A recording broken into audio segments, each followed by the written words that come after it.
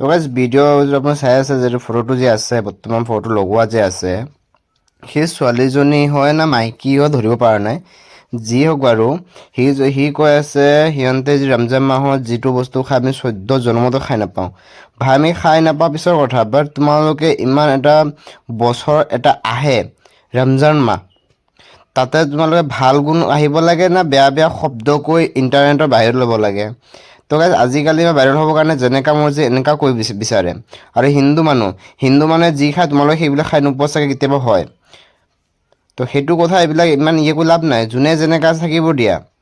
আৰু তুমি যি কোৱা সেইখিনি কথা আপোনালোক চুবা খাইছেনে এনেকা মাইকী হৈ বোৱাৰী হৈ নিজে ধৰিব পৰা নাই কোনবা হ'ব এইজনী আৰু এনেকা কথা আহে ভিডিঅ'ৰ মাজত যি আহে মুখেৰে কৈ দিলে নহয়তো আপোনালোকে এতিয়া আপোনালোকে বিচাৰ কৰক কি কৰা উচিত ইয়াৰ লগত কমেণ্টছনত কৰিব গাইজ কি কৰিলে ভাল হ'ব ইয়াৰ লগত এতিয়া তো সেইখিনিৰ কাৰণে আপোনালোকে ক'ব